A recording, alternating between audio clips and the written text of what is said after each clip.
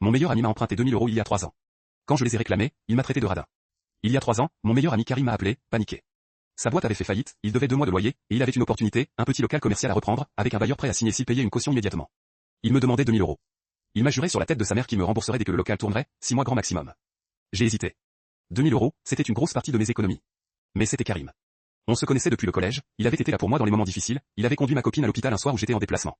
Je lui ai fait un virement dans la journée, sans papier, sans reconnaissance de dette, sans même un message écrit. On était potes, ce genre de choses ne se fait pas entre potes. Les 6 mois sont passés. Karim ne m'a pas rappelé. Je lui ai envoyé un message, en douceur, alors, le local, ça tourne? Il m'a répondu, ouais ça marche, je te fais un virement la semaine prochaine. La semaine suivante, rien. J'ai relancé, il a dit que c'était les fins de mois, que ça venait. 1 an plus tard, toujours rien. J'ai commencé à m'énerver, puis à me résigner. Karim avait rouvert son commerce, il postait des photos de ses vacances, de sa nouvelle voiture, de ses dîners au restaurant. Mais dès que je parlais d'argent, il devenait évasif, ou il changeait de sujet, ou il se plaignait de la conjoncture. 2 ans plus tard, j'ai eu besoin de cet argent. Une vraie raison, ma voiture était morte, et j'avais besoin d'un apport pour en racheter une. J'ai appelé Karim, j'ai expliqué ma situation, j'ai dit que j'avais vraiment besoin des 2000 €. Et là, il a explosé.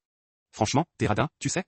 J'ai traversé une période de dingue, j'ai failli tout perdre, et toi tu me casses les pieds pour 2000 balles alors que tu sais très bien que je suis en train de remonter la pente.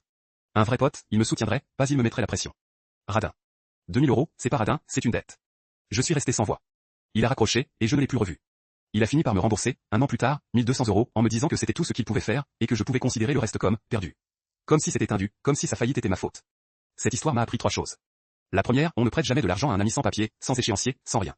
La deuxième, quand un ami te traite de radin parce que tu réclames ton dû, c'est que ce n'est plus un ami. La troisième, la plus dure, 2000 €, ce n'est pas le prix de l'amitié. C'est le prix pour découvrir ce que vaut vraiment une amitié. Aujourd'hui, je n'ai plus de nouvelles de Karim. Il a son commerce, sa voiture, ses vacances. Moi, j'ai une règle simple, je ne prête plus d'argent à mes proches. J'offre ce que je peux offrir, et je ne prête jamais ce dont j'aurai besoin. Parce que l'argent, entre amis, ça ne se prête pas. Ça se donne, ou ça se refuse. Et les deux, franchement, valent mieux que de perdre un ami.